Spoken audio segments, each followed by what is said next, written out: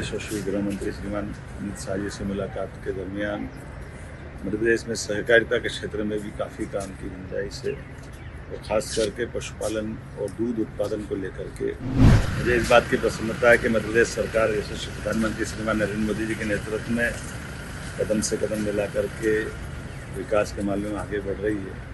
आज यशस्वी गृह मंत्री श्रीमान अमित शाह जी से मुलाकात के दरमियान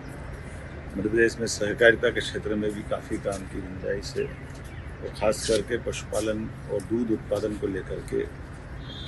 हमारे पास नेशनल डेयरी डेवलपमेंट बोर्ड के माध्यम से सहकारिता के लिए बड़ा स्कोप है। बीते कल ही हमने भारत सरकार की बड़ी जवाबदार एक खास करके उपभोग के साथ साथ फूड इंडस्ट्री में बढ़ावा देने की दृष्टि से दूध इंडस्ट्री को बढ़ावा देने के लिए कल ही नेशनल डेयरी डेवलपमेंट बोर्ड के साथ स्टेट गवर्नमेंट ने MOU किया है और जिसके माध्यम से मध्य प्रदेश में दूध उत्पादन को बढ़ावा देते हुए किसानों की आय बढ़ाने के लिए एक MOU हुआ है और इसमें भारत सरकार लगातार मदद करेगी, जिसके माध्यम से 11,000 गाँवों के अंदर किसानों की दूध की कीमत भी उचित मिलेगी और दूध के माध्यम से उनकी आर्थिक संपन्नता की दिशा में ठोस कदम होगा। माननीय गृह मंत्री जी जो सहकारिता मंत्री भी है, उन्होंने कहा कि आगे चल कर के पूरे प्रदेश के अंदर इसी प्रकार से काम करने की आवश्यकता है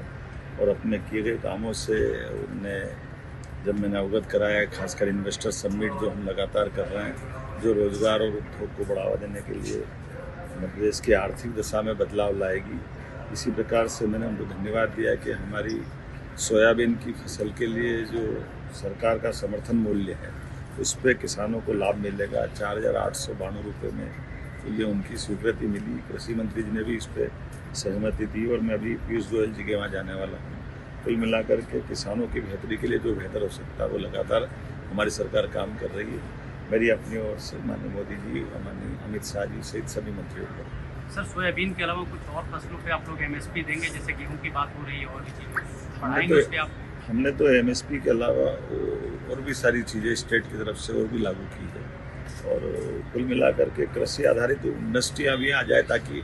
रॉ मटेरियल के बाद उनको प्रोडक्ट में भी उनका भागीदार बनाए। इसलिए सहकारिता क्षेत्र को आगे बढ़ाने के लिए जैसे मैंने अभी बात कही है कि दूध का उत्पादन तो है ही,